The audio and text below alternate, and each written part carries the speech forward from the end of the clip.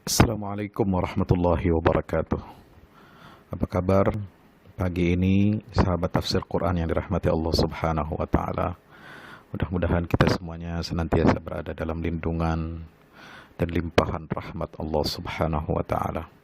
Sapa pagi kita kali ini masih melanjutkan kajian kita tentang ketahanan keluarga.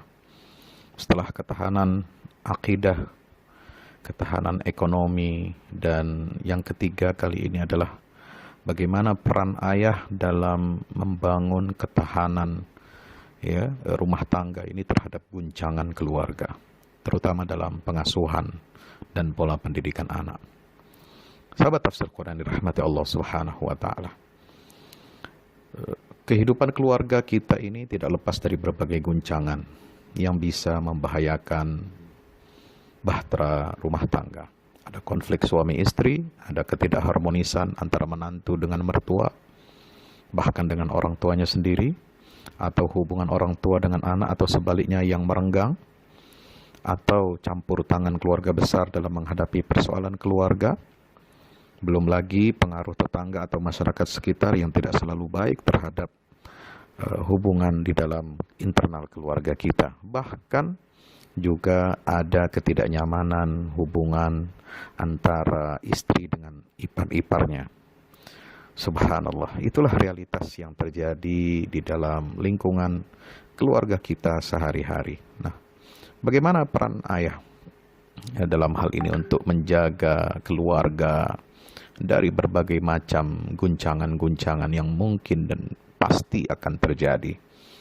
Menarik untuk kita simak firman Allah Subhanahu wa Ta'ala tentang pentingnya dialog dalam suatu keluarga. Karena kunci untuk menghadapi semua guncangan-guncangan atau turbulensi dalam keluarga ini adalah persoalan komunikasi. Dan komunikasi ini penting sekali untuk didialogkan di antara anggota keluarga. Maka itu di dalam Al-Quran sering kita mendengarkan atau membaca istilah yang di dalam Al-Quran itu ungkapan yang sangat indah. Selain ya bunayya, wahai anakku, juga terulang 8 kali dalam Al-Quran kata-kata redaksi ya abati, wahai ayahku. Subhanallah. Nah, artinya apa? Ada dialog antara anak dengan orang tuanya. Satu di antaranya misalnya dalam surat As-Saffat 102 tentang kisah Nabi Ibrahim dan putranya Ismail. Falamma balagha ma'ahu as-sa'ya qala ya bani ya bunayya inni ara fil manam anni azbahuka fanzur madza tara.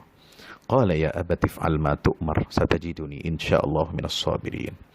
Ketika anak itu sampai pada umur yang sanggup berusaha bersama-sama Ibrahim, Ibrahim berkata, wahai anakku, sungguh aku melihat dalam mimpi bahwa aku menyembelihmu, maka pikirkanlah apa pendapatmu. Putranya Ismail menjawab, wahai ayahku, kerjakan apa yang diperintahkan kepadamu. Insya Allah engkau mendapati aku termasuk orang-orang yang bersabar.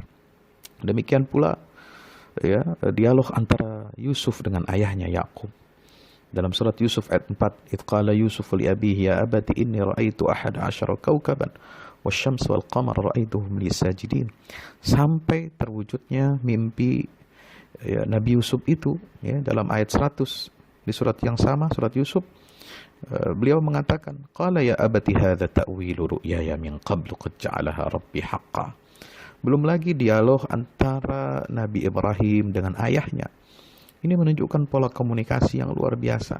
Betapa santunnya anak terhadap ayahnya. Idh qala li abihi ya abati lima ta'budu ma la yasma' wa la yubsir wa la yughni anka syai'a. Maryam 42. Lalu 43, 44, 45. Itu semuanya ungkapan ya abati. Betapa sayangnya seorang anak kepada ayahnya. Ingin agar ayahnya ini mendapatkan hidayah, petunjuk dari Allah Subhanahu wa Ta'ala. Dia amar ma'ruf nahi munkar terhadap ayahnya sendiri. Subhanallah. Juga bahkan anak perempuan dengan berdialog, berkomunikasi yang baik dengan ayahnya. Bagaimana surat Al-Qasas ayat 26, kisah tentang seorang putri Nabi Shu'aib. Qalat ihdahuma ya abati istajirhu inna khaira man istajartal qawiyul amin. Dari dialog ini ya ada Allah berikan solusi, Allah berikan jalan keluar. Subhanallah. Wahai ayahandaku, ya sewalah tenaga ya pemuda yang bernama Musa itu. Sungguhnya sebaik-baik yang kau sewa adalah orang yang kuat dan amanah. Allahu Akbar. Sahabat fillah sahabat tafsir Quran yang dirahmati Allah Subhanahu wa taala.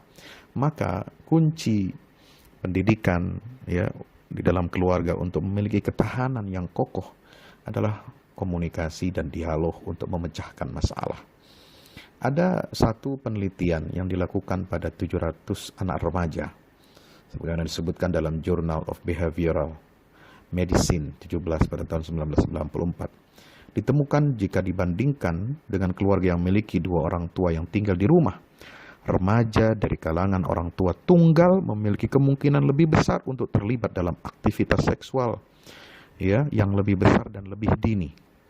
Ya, itu disebutkan dalam jurnal tersebut yang terbit tahun 1994. Juga ada penelitian ya sebagaimana disampaikan oleh Greg L. Duncan dan kawan-kawannya, yaitu perampasan ekonomi dan pengembangan anak usia dini dalam Child Development tahun 1994, diungkapkan di situ apa? Anak-anak yang dibesarkan oleh seorang ibu yang bercerai akan menjadi kurang kooperatif dan memiliki nilai yang rendah pada tes kecerdasan dibanding anak-anak yang dibesarkan dalam keluarga yang utuh. Analisis statistik perilaku dan kecerdasan anak ini mengungkapkan efek merugikan yang sangat signifikan bahwa hidup di dalam rumah tangga yang dikepalai wanita itu ini berpengaruh besar terhadap tumbuh kembang dan kecerdasan anak. Tumbuh di sebuah rumah tangga yang dikepalai wanita tetap menjadi prediktor statistik masalah perilaku bahkan setelah disesuaikan dengan perbedaan pendapatan keluarga. Ya, sahabat tafsir Quran dirahmati Allah. Maka itu benarlah sabda Rasulullah SAW. Khairukum li ahlihi wa ana khairukum li ahli. Sebaik-baik kalian adalah suami yang paling baik perilakunya terhadap keluarga dan aku adalah yang paling baik terhadap keluarga aku. Hadis riwayat Imam At-Tirmidzi yang hadis sahih. Ya, maka itu banyak di antara para pakar pendidikan mengatakan bahwasanya negeri kita ini hampir-hampir saja dikatakan fatherless country, yaitu negeri yang kehilangan ayah. Semua pengajar anak di usia dini diisi oleh kaum perempuan, sehingga pantas disebut sebagai negeri yang tidak berayah. Padahal keberanian, kemandirian, dan ketegasan harus diajarkan di usia dini. Maka di mana ayah sang pengajar utama itu? Dunia ayah saat ini jangan lagi hanya kotak, yaitu koran, televisi, dan komputer, atau gadget, atau iPad-nya. Ayah malu untuk mengasuh anak, apalagi jika masih bayi. Banyak anak yang sudah merasakan yatim sebelum waktunya, sebab ayah dirasakan tidak pernah hadir dalam kehidupannya. Ayah hanya menjadi mesin ATM saja, didatangi oleh anaknya ketika anaknya butuh uang. Tetapi kalau anak tidak perlu uang dari bapaknya, dia tidak akan datang ke ATM itu. Na'udzubillah. Maka semangat Quran tentang pengasuhan keluarga anak justru mengedepankan ayah sebagai tokoh. Itulah yang termaktub dalam Al-Quran dengan tokoh-tokoh Luqman, Ibrahim, Yakub, Imran. Mereka semua adalah contoh ayah-ayah yang hebat. Demikian sapa pagi kita. Wassalamualaikum warahmatullahi wabarakatuh.